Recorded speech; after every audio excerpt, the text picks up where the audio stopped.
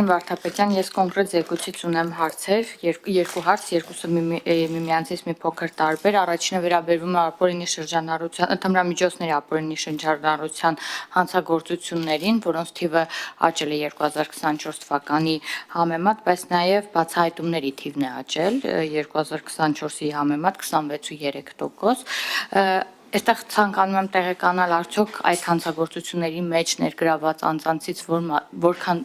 մաս են կազմում անչափահասները եւ ինչպես գիտեք մենք հիմա այդ մասով փորձում ենք ինչ-որ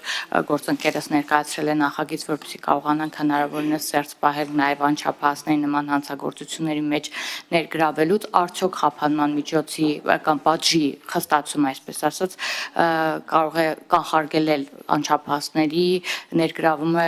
նման տիպի հանցագործության մեջ եւ եթե այո ինչպես եւ եթե ոչ ինչը կարող է լրացուցիչ նպաստել։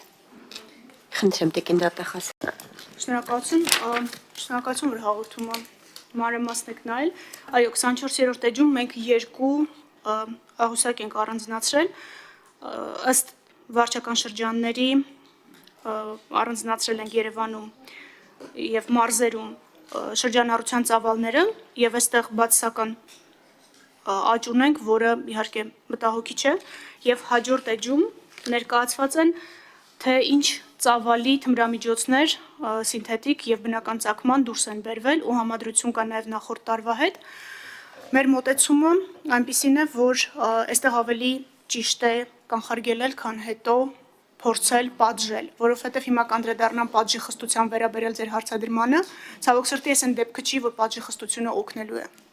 Ընդհակառակը այստեղ լինելու է իրավիճակ, որ ցանկացած վերլուծություն եթե նայեք, ընդհակառակը ինքը սև շուկայի գներն է բարձրացնում, երբ որ ավելի թանկ է դառնում, հա, պատժվելու տեսանկյունից այն ապրանքը, որը սկսում է շրջանառվել։ Այստեղ կանխարգելման գործառույթը հատկապես անչափահասների պարագայում պետք է դրվի քրեական քաղաքականության հիմքում եւ տարօրինակ ձևով լուծումը այլ տեղ է, քան մենք փնտրում ենք։ Լուծումը զբաղվածության մեջ է։ Եթե անչափահասները ունենան զբաղվածություն բացի իրենց հիմնական դասերից սպորտի ձևով, չգիտեմ, տարբեր տեսակի մշակութային միջոցառումների բովանդակային եւ հետաքրքրություն ներկայացնող, ապա կախվածությունների ոչ միայն թմրամոլության, այլև մյուս տեսակ կախվածությունների հանգամանքը սկսում է նահանջել։ Սա պարզ հոգեբանական վերլուծություն է եւ կախվեղի վարքագծի բոլոր դասագրքերում կա, որ կախվածությունը իրենից ներկայացնում է փախուստ։ Փախուստ այդ իրավիճակից, որում անչափահասը կամ մարդը չի ուզում գտնվի։ Դա հավասարաչափ վերաբերում է մոլախաղերին, դա հավասարաչափ վերաբերում է թմրամիջոցների ապօրինի շրջանառությանը։ Դրա համար մենք կարծում ենք, որ այստեղ երկու ուղղությամբ պետք է աշխատանք տանել, եւ քանի որ մեր ռեսուրսները շատ չեն, ամեն մի անհատական գրամի փոխարեն քրեական վարույթ սկսելու տրամաբանությունից մենք հետ ենք կանգնում եւ գնում ենք խոշոր խմբականակների մաքսանենգությունները բացահայտելու ուղղությամբ եւ դա պատճառը որ կրկնակի աճել է եւ քրեական ոստիկանության գլխավոր վարչության կողմից եւ ազգային անվտանգության ծառայության մեր գործընկերների կողմից ապօրինի շրջանառությունից դուրս բերված թմրամիջոցների քանակը եւ նաեւ թմրամիջոցների հարցին որ անդրադարձանք նշեմ որ դատախազությունը դատարանը ուղարկել են կոկաինի բազմաթիվ անգամ քննարկված գործը մեղադրական եզրակացությամբ հրապարակային դատաքննության փուլում է, եթե հետաքրքրություններ կան, կարող եք հետևել։ Իսկ այս մասով կարծում եմ մենք այս տարի ենք շարունակելու նույն ձև աշխատանքը, հա, եւ մենք իրականում փայլուն համագործակցություն ունեցանք կոկաինի գործով, նաեւ մեր մյուս երկրների գործընկերների եւ սոցիալական կայքերի հետ, դա չլսված բաներ, երբ սոցիալական կայքի գլխամասը պատասխանեց մեր հարցմանը եւ տվեց այն տվյալները, որոնք մենք ուզում էինք, ոչ միայն, եւ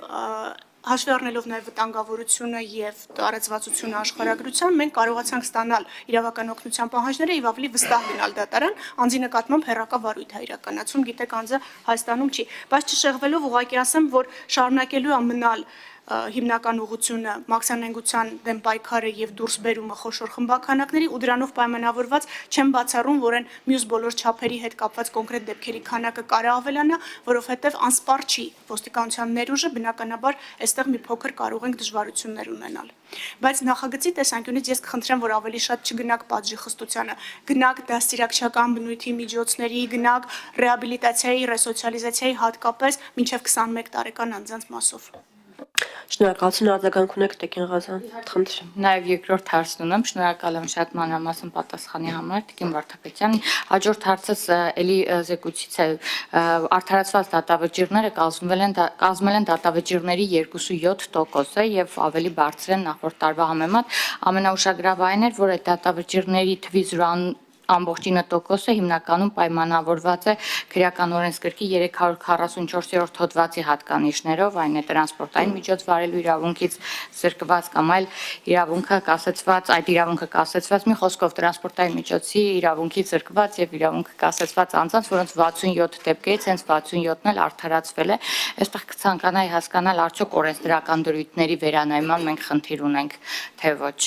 Խնդրեմ Տիկին դատախազ։ Շնորհակալություն, երկու հոդվածով ապայմանավորված մեր 0.9% աճը, մեկը զինծառայողի կողմից թմրամիջոց գործածած վիճակում ծառայության ներկայանալու հանցակազմին, առաջինատյանի եւ վերաքննիչ դատարանները մեկնաբանություն են տալիս գործածած վիճակում ծառայության ներկայանալու ձևակերպման մեջ խնդիր են տեսնում եւ մենք բազմաթիվ արդարացումներ ունենք, բայց Եվս պետք է նշեմ, որ Վճռաբեկ դատարանում 3 բողոք ունենք վարույթ ընդունած եւ մենք կարծում ենք, որ այս հոդվածի վերաբերյալ Վճռաբեկ դատարանը դիրքորոշում կտա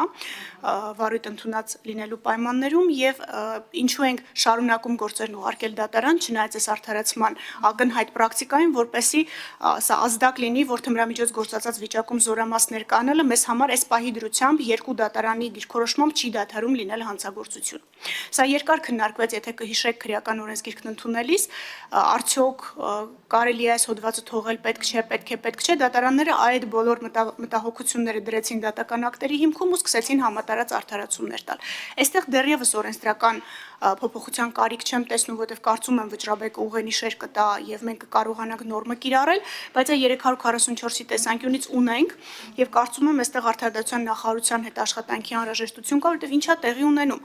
Մեր քրեական վարույթը թղթակցվում է վարչական դատավարության հետ եւ եթե վարչական դատարանում որոշվում է, որ որևէ խախտում, որի արդյունքում անձը զրկվել է վարորդական իրավունքից, օրինակ չի կատարվել այդ անձի կողմից կամ բավարար չի ապացուցել, որ կատարվել է այդ անձի կողմից, մեխանիկորեն մեր քրեական